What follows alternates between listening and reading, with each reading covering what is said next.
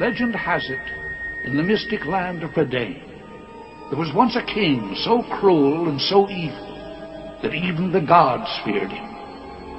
Since no prison could hold him, he was thrown alive into a crucible of molten iron. There his demonic spirit was captured in the form of a great black cauldron. For uncounted centuries, the black cauldron lay hidden, waiting, while evil men searched for it, knowing whoever possessed it would have the power to resurrect an army of deathless warriors, and with them rule the world.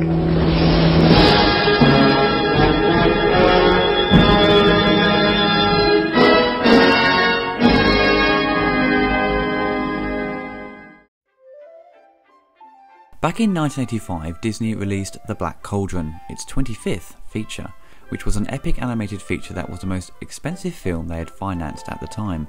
During the mid-80s, many feature films were being released that concentrated on fantasy and adventure, such as Conan the Barbarian, Krull, and on TV, He-Man and the Masters of the Universe was extremely popular.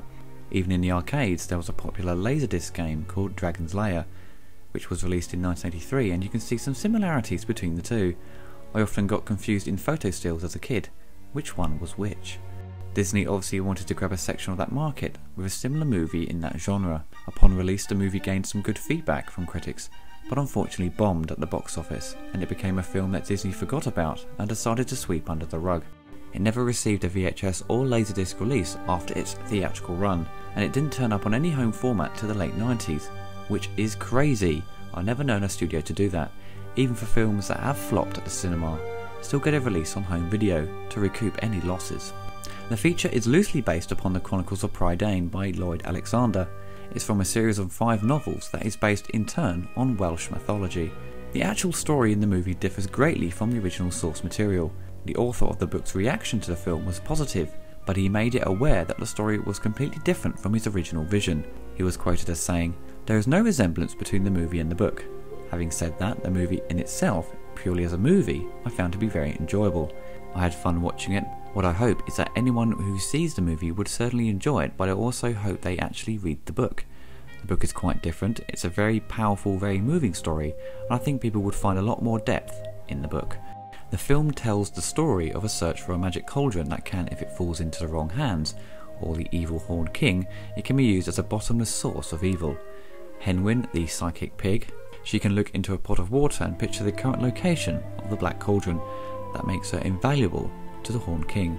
And also to Tyrant, the young man who dreams of someday becoming a great warrior, has to become her guardian, and he has to progress towards becoming a man, bumps into some other, I must say, generic Disney-style characters, such as the princess and bumbling sidekick, and a weird dog-like character called Gurgi.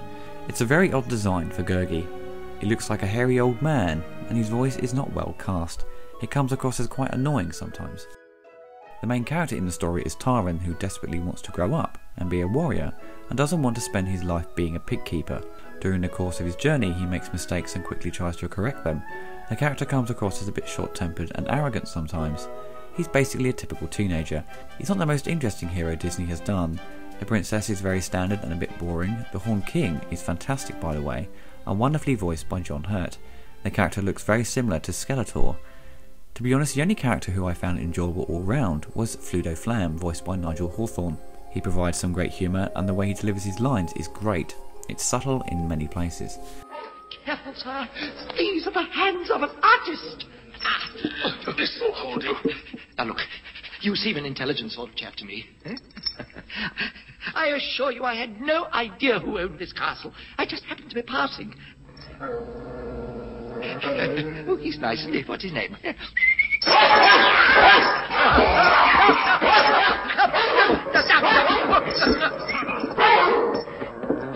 realize who I am.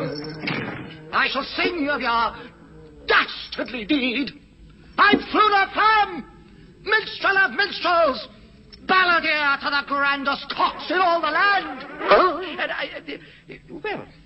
And you've forgotten? I have sung in some of the finest courts. But I'm only waiting for an invitation. Oh, shush. Weren't you a bit frightened, Fluto? A Flam frightened? The word is not in my vocabulary. But in this case, well chosen, my dear. So nice to meet you, ladies. Goodbye. Wait. My. Aren't you the handsome one? Who? Me? Oh, honestly now. Don't you find me irresistible? Yes, well, of course, Mr. Shush, stop that. During the production of The Black Cauldron, the animators used a new way of transferring drawings to cells. The drawings are photographed and the negatives then processed onto cells instead of the typical way of photography. It also meant that a line on the animated character could be in colour instead of just black and white, and they used the same effect in Oliver and Company and The Little Mermaid. Also, during the course of the movie, you begin to notice there are many live-action style elements of effects. In the background and certain explosions, apparently early use of CGI was used to animate bubbles, flame effects, boats and the cauldron itself. I personally couldn't find any CGI that stood out, but I can imagine it was mostly very subtle in its execution, which is good, because you don't want it to stand out or to look fake, or not to blend with the other animation. The film was advertised as being presented in Super Technorama 70, which is 35mm film with 8 perforations instead of the usual 4. Some prints would be printed in 70mm or left in the Technorama format to play on compatible projectors. Sleeping Beauty was the first of Disney's wide CinemaScope features, and after that film they reverted back to the flat ratio, probably down to the cost of large format celluloid. It's great to see Disney flicks with the wide panoramic shots. It does increase its scale of production. The musical score by Elmer Bernstein is very well composed and fits the film perfectly. It does have that Disney musical sound to it. Supposedly his score was cut and pasted a lot throughout the film, and the complete score didn't really turn up in the film until the soundtrack was released in the 80s and again in its full presentation of this year. When you watch it, you'll begin to realise a lot of the cues sound very similar to Ghostbusters, which he scored the previous year. A video game was produced by Sierra a year after the film's release. It was a point-and-click adventure very much in the style of King's Quest and later titles such as Monkey Island. The graphics were pretty good at the time for this type of genre. The game was one of the first to have multiple endings that predated the famous Manic Mansion by Lucasfilm. As I mentioned earlier, the film did receive some good feedback from critics. Here is Siskel and Ebert sharing their opinion. This new film is close. It's called The Black Cauldron, and I'm happy to say that I really did like this movie because one moment I was sitting there thinking profound film critic type thoughts about the future of animation and whether this would make it or not. The next minute, I was into the story itself and really having a good time. This movie tells the story of a legendary black cauldron, which is the source of evil in the kingdom, and the struggle by a young warrior named Tyrant who seeks to find the cauldron before it's captured by the evil horned king. But first, in this scene, we meet some of the characters in the film. Oh, never mind. No telling where Henwin is by now. Oh, Master. Now, Cookie remembers. Yes.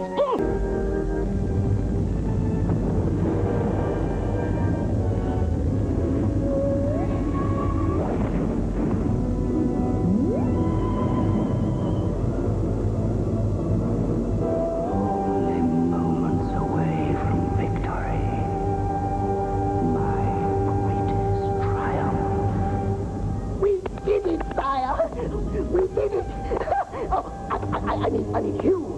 Yes, of course. You did it, sire. That little guy is named the Creeper, and he's a little servant who kowtows to the Horned King all the time. He kind of reminded me of Mel Brooks in The 12 Chairs. Remember? Crawling around on his knees and kissing the hands of all of his servants and masters and so forth. I really liked it. I mentioned again the way that this movie is filled with all kinds of characters like that, and I also liked the special effects of the whole movie being animated as special effects, but the idea of that cauldron with the tower of flame and so forth, and when the cauldron explodes and everything at the end of the movie, it's kind of thrilling, it's kind of exciting. The plot of The Black Cauldron is fairly involved, and perhaps I ought to explain that one of the best friends of that young warrior is a cute little pig who is psychic and who has the power of being able to look into a pot of soup and make the pot of soup mirror the location of the Black Cauldron. Now, this led to one of the funniest experiences I've ever had as a movie critic, Gene. I have to tell this story on you, because here you are, a college graduate, a philosophy major. We're sitting there looking at the Black Cauldron, and suddenly I realize that Gene has come over next to my chair, and he's whispering, "But Raj, if the pig is psychic, why can't they find out where the Black Cauldron is before the Horned King does?" And I'm thinking, that's a good point. Then I'm realizing this is really an interesting conversation for adults to be having, you know, this, Right. the credibility of psychic pigs. And Yes. so I hand it over to you. You think that the problems like that in the plot Well, that's one problem. really bothered you. There's another problem, which is that supposedly this black cauldron is the source of evil in the world, you know. Uh-huh. Well, the king, the bad guy is already evil. He's plenty evil. He's so evil that everyone's afraid of him. So what does he need the cauldron for? Well, I think if he gets the cauldron, then he can be even more evil, and he can rule everything that's and take over the entire kingdom. Right, right now, he's not doing so bad. I don't see anybody else with a franchise around the neighborhood. I liked the creeper. I loved the pig. If the movie were about the creeper and the pig, fine. The human characters, the quote human characters with their English accents, why not make it a good old Americans? You know, that's what I liked about Snow White. It had a nice American voice. Anyway, no, then it would be fine. I think that all the human characters in the film are ridiculous. I love some of the animals. There is one nice scene, I'll give you credit for what you're saying about filling the frame, where they have a whole bunch of, like, fireflies, it looks like, or something like that. That's beautiful to see. That reminds me of the house being filled in Snow White with all the little birds and all that garbage. Well, I'll go this far with you. I think that when you're talking about the heroes being too much of a clean-cut, uncomplicated, it's the same thing that they did in The Man with One Red Shoe, where Tom Hanks is the hero. Right. And he doesn't want to be too silly or too ridiculous because he's got to be the romantic lead. Here, it's a cartoon character, but they do the same thing. Yeah. The lead in the cartoon is the least interesting character in the cartoon. But on the other hand, the Horned King, with a voice by John Hurt. Yeah. That's a fabulous character. Well, I don't know if it's fabulous. I mean, the witch in Snow White blows this guy off the map completely. I don't know. I think it'd be a pretty good... this is really getting to be fascinating. Who's worse, the witch or the Horned King? It's hard to recommend Black Cauldron. I am aware it has a cult following. If you are a fan of animation in general and love the detail the artists have put into the film, you will find some enjoyment out of it. It starts very well but sort of feels rushed. By the end, it doesn't have a satisfying climax. I know some of the violence was cut, which probably affected the end battle sequence, if you can call it that. It was the first Disney film to be given a PG rating. Supposedly some reports have said the scenes were cut would have made it an R rating or say a 15 in the UK if they were left in. The characters in the film are very generic and flat. They are all characters you've seen before in other Disney movies and cartoon TV shows. The story doesn't really pull any surprises. It's a simple adventure going from point A to point B. It's a very forgettable movie and really lacks charm in anything original. It only stands out as a great technical achievement in terms of its animation. It would be good to see Disney clean this film up and restore it on Blu-ray and possibly put back in some of the scenes they cut out to hopefully improve upon it. Only seek this film out if you love the technical side of animation and enjoy fantasy films. You may really enjoy it and get some fun out of it, but for everyone else it should be a movie you can have on in the background on a rainy Sunday afternoon just to keep you or your kids occupied.